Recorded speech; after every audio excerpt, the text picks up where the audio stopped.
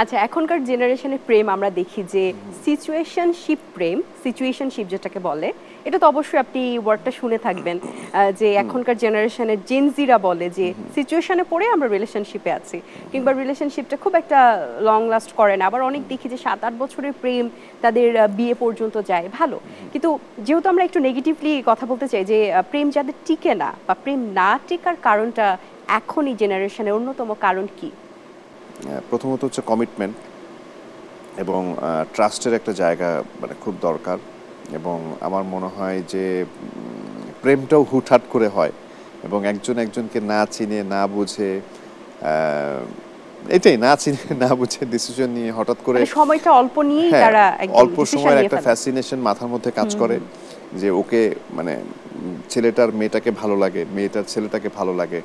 এবং তখন যেটা হয় আস্তে আস্তে করে হয়তো সবই ভালো লাগে, মানে ছেলেটা নর্মাল একটা জিনিস করলো, মনে করো ওয়াও ওই কেমন সুন্দর লাগতেছে, আবার মেয়েটা একটা জিনিস করলো তখন ওয়াও মেয়েটাকে কি সুন্দর লাগতেছে। বাট এই যে অল্প দিনের ফ্যাসিনেশন, এই ফ্যাসিনেশনটাই হয়তো আসলে সাস্টেন করাটা টাফ হয়ে যায়। আমরা তো সকলেই ছাত্র জীবনে যেমন বিপরীত শব্দ পড়েছি, তেমন আমরা রচনা পড়েছি, তেমন আমরা ভাব সম্প্রসারণও কিন্তু পড়েছি সকলেই। তো আমি যদি আপনাকে একটা ভাব সম্প্রসারণের টপিক দিই, সেটা নিয়ে কি আপনি একটু বলতে পারবেন আমাদেরকে? টপিকটা কি আমি দিব? মানে কমন পড়লে হয়তো বলতে পারবো। আচ্ছা, আপনার আপনার সাথে রিলেটেড হবে। সেটা হচ্ছে যেহেতু আপনি একজন নায়ক, তো আমাদের টপিক হচ্ছে নায়ক নায়ক ভাব, নায়িকার অভাব। এটি আপনার ভাব সম্প্রসারণের আজকের টপিক, নায়ক নায়ক ভাব, নায়িকার অভাব। নায়িকার অভাব। যদি সিনেমার ক্ষেত্রে বলি, যেটা হচ্ছে এলাকার কিছু পাতি মাস্তান থাকে, হ্যাঁ, দেখবেন যে ওই এলাকার যে সবচেয়ে ভালো ছেলেটা, যেই ছেলেটা নায়ক হওয়ার যোগ্যতা রাখে বা একটা আদর্শ, মানে আদর্শ নিয়ে থাকার মানে যাকে নিয়ে বলা যাবে যে হ্যাঁ এই ছেলেটা এরকম একটা ভালো ছেলে, স্টুডেন্ট ভালো, দেখতে ভালো, চালচলন ভালো, ভদ্র নম্র, কিন্তু ঠিক অপোজিট একটা ক্যারেক্টার, ওর হচ্ছে ভাবটা হচ্ছে ওর চেয়ে বেশি। এটাই হয় কিন্তু আসলে হ্যাঁ, এটা এই ট্রিকটা অনেকে অ্যাপ্লাই করে। হ্যাঁ। আচ্ছা, আপনি তো সিনেমাতে কাজ করতে গিয়ে এমন কোন সিনেমার কোন সিকোয়েন্স আছে যেটা আপনি পরবর্তী টিভি স্ক্রিনে দেখার পর মনে আপনি নিজেই হেসেছেন, যেটা আসলে কেমন হলো, বা এটা দর্শকরা না যতটা হেসেছে আপনি নিজেই নিজের উপর হেসেছেন, বা একটু ফানি লেগেছে আপনার কাছে, যদিও সেটা ইমোশনাল সিন, বা আপনার কাজ নিয়ে আপনার যে এটাকে সমালোচনা করার যে একটা ব্যাপার, সেটা কি আছে কিনা, বা না সেটা আমি তো কতটুকু করা মানে হয়? সেটা হয় যে আমার কাজের সমালোচনাটা আসলে মানে যে যেভাবেই করুক, বাট আমি আমারটা খুব মানে সিরিয়াসলি করতে চাই এবং আমি আমার কাজটাকে একজন সমালোচক হিসেবেই দেখতে চাই এবং অলওয়েজ তাই করি। এবং আমার মানে সেটা হচ্ছে অ্যাক্টিংয়ের মানে হাত রাখা থেকে শুরু করে, ডেলিভারি থেকে শুরু করে কি কি প্রবলেম আছে সেই জিনিসগুলো আমি অবশ্যই মানে মানে অবশ্যই চাই এটা আমি দেখতে। এবং এরকম অনেক আছে, মানে আমার মনে হয় যে ওরকম বহু সিন আছে যেগুলোর থেকে মনে হয় যে হ্যাঁ এখান থেকে এটা ভালো করতে পারতাম, এখান থেকে এটা ভালো করতে পারতাম। তো এগুলো অগণিত।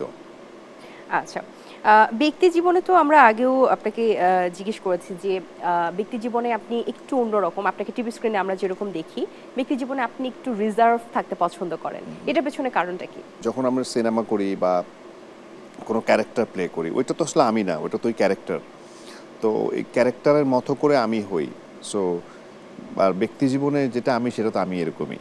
যেহেতু ঈদের আমেজ এখন চলছে, সো ঈদের তো অবশ্যই ব্যস্ততা ছিল, কিন্তু আমরা এখন দেখি যেটা যে হিরো হিরোইনরা কিন্তু সিনেমার থেকে একটু শোরুম ওপেনিং বা অন্যান্য কাজে বা অ্যাড এবং টিভিসি ওভিসি এগুলোতে একটু বেশি কাজ করছে।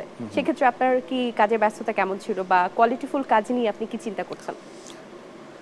না অবশ্যই আমার কাছে মনে হয় যে দেখেন এখন আসলে মানে শুধু সিনেমাটা কিন্তু শুধু সিনেমা কেন্দ্রিক নেই। কারণ হচ্ছে এখন অনেক আর্টিস্টরা না, মানে আমাদের ছবির ক্ষেত্রে দেখি যে আমাদের ছবিগুলোতে অনেক নাটকের বা অনেক ডিফারেন্ট ডিফারেন্ট সেক্টর, মিউজিকের বলেন বা সোশ্যাল মিডিয়ার বলেন, এরাও কিন্তু এখন সিনেমাতে অ্যাক্টিং করছে, বিভিন্নভাবে ইনভলভ। সো এই জায়গাগুলো তো অনেক স্প্রেড হয়েছে, তাতে যেটা হচ্ছে কাজের পরিধিটাও বেড়েছে। এবং অবশ্যই সেই জায়গা থেকে আমি বলবো যে কাজ যেটাই হোক সেটা অনেক মন দিয়ে করতে হয়। মন দিয়ে করলে আমার মনে হয় যে সব কাজই ভালো। বাট কাজের সিরিয়াসনেসটা আসলে থাকা উচিত যেটাতে, সেটাতেই ফোকাস রাখা উচিত। আমার মনে হয় যে সিনেমাটা করলে সিনেমার যে ইমেজটা, ওই ইমেজটাই আসলে আমার মনে হয় যে আপনাকে একটা ভালো একটা জায়গায় নিয়ে যাবে। সো বিজ্ঞাপনটা করি বা যেই শোরুমটা ওপেন করি, এটার মধ্যেও ওই জায়গাটা থাকতে হবে আমার মনে হয়। অবশ্যই অ্যাক্টিভিটি থাকাটা অনেক, মানে অ্যাক্টিভ থাকাটা Exactly অনেক তাই, ইম্পর্টেন্ট। কারণ দর্শকদের কাছে কিন্তু শুধুমাত্র সিনেমার থ্রুতেই যে সব আর্টিস্ট আসলে পৌঁছায় তা কিন্তু নয়। কারণ আমরা কিন্তু যদি দেখি পার্শ্ববর্তী দেশ বা যদি আমরা হলিউডেও যাই, আমরা কিন্তু তাদেরকে বিজ্ঞাপনও বিভিন্ন হচ্ছে, সেক্টরে কাজ করতে দেখি। বিজ্ঞাপন করছে, হ্যাঁ। ওবিসি করছে, বাট ইভেন আমাদের অনেক ক্যাম্পেইন করতেও কিন্তু দেখেছি। ক্যাম্পেইন করতেও যায়, হ্যাঁ। যাতে করে একদম কিন্তু দর্শকদের কাছে একদম সামনাসামনি, এবং তারা কিন্তু অনেক সোশ্যাল ওয়ার্কিং এও কাজ করছে, বেশ ভালো কাজ করছে।